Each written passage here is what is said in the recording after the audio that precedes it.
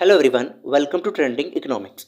इस वीडियो में हम काफ़ी इंपॉर्टेंट टॉपिक डिस्कस करेंगे जिसको बोलते हैं अधिकतम खुदरा मूल्य। इसको इंग्लिश में मैक्सिमम रिटेल प्राइस बोलते हैं। इसको शॉर्ट फॉर्म में क्या बोलते हैं? एमआरपी बोलते हैं। एमआरपी तो आप जानते होंगे, काफ़ी अच्छा टॉपिक है, आपको जानना चाहिए। इस वीडियो में हम काफ़ी चीज़ें इसके बारे में जानेंगे।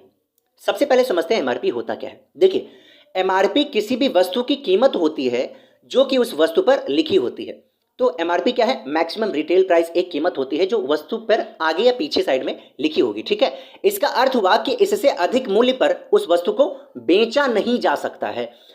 जो एमआरपी उस पर लिखी है, मान लीजिए आप कुछ भी खरीद रहे हैं, उस पर 50 रुपए लिखा है और एमआरपी 50 है, तो उससे अधिक मूल्य पर कोई भी वेंडर या सेलर उसको नहीं बेच सकता है। उस पर उसको कम पर बेच सकता है। 40 में बेच दें, 45 में बेच दें, वो आपके फायदे की बात है। डिस्काउंट आपको मिल जाएगा, आपका फायदा है।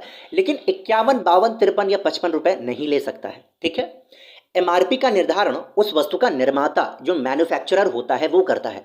मान लीजिए आपने पार्ले जी बनाया, ठीक है, आप उसके मैन्युफैक्चरर हैं, तो आप ही उसको निर्धारित करेंगे कि इसका एमआरपी क्या होगा, मैक्सिमम रिटेल प्राइस क्या होगा। ठीक है, निर्माता जब किसी वस्तु का एमआरपी तय करता है तो उसमें वह सभी लागतें, जैसे रॉ मटेरियल हो गया, लेबर हो गया, इलेक्ट्रिसिटी चार्जेस हो गया, ट्रांसपोर्टेशन चार्जेस हो गया, टैक्सेस हो गया, इत्यादि को क्या करता है?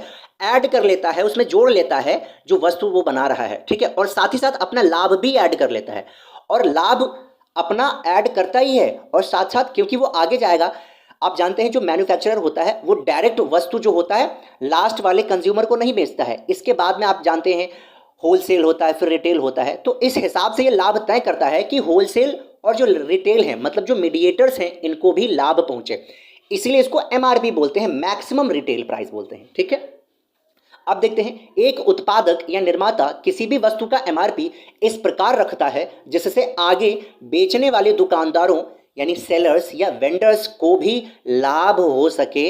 ये बात अभी हमने आपको बताई। उस हिसाब से रखता है कि मीडिएटर्स को भी लाभ हो, जैसे थोक विक्रेता होते हैं, फुटकर विक्रेता होते हैं, उनको भी लाभ हो। ठीक है, अब हम एक उदाहरण आपको दिखाते हैं, एक एग्जाम्पल देते हैं पार्ले जी वाला, काफ़ी अच्छा है। मान लीजिए ये पार्ले जो आपको दिखाई दे रहा है, इसके एमआरपी है 120 रुपए, मैक्सिमम रिटेल प्राइस 120 रुपए है।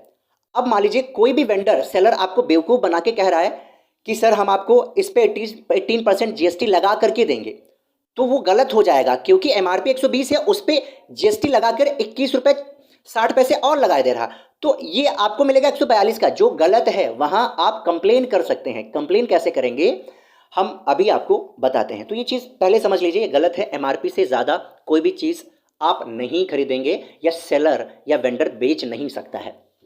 अगर कोई भी दुकानदार किसी भी वस्तु को एमआरपी से ऊपर बेचता है तो वह गैर कानूनी होता है, इल्लीगल होता है। तो गैर कानूनी होता है तो आप समझिए कुछ जुर्माना वगैरह भी पड़ेगा। तो हाँ, बिल्कुल पड़ता है। अगर कोई ऐसा करता है तो उससे जुर्माना लिया जाएगा, सरकार उससे जुर्माना लेगी, क्योंकि कंज्यूमर प्रोटेक्शन एक्ट बना है 1986 में, आप जानते हैं, सर्च करेंगे तो आपको मिल जाएगा।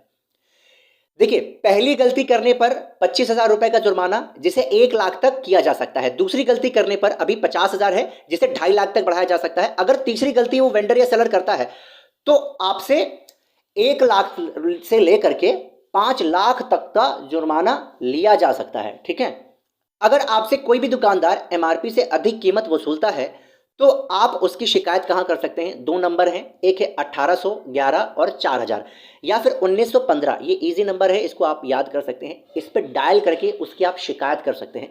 कई बार ऐसा होता है, हमारे साथ भी एक बार ऐसा हुआ था। तो आई होप आपको ये चीज़ क्लियर हुई होगी, एमआरपी क्या होता है और इसके आसपास की जो बहुत सारी चीज़ें हैं उनको हमने समझा।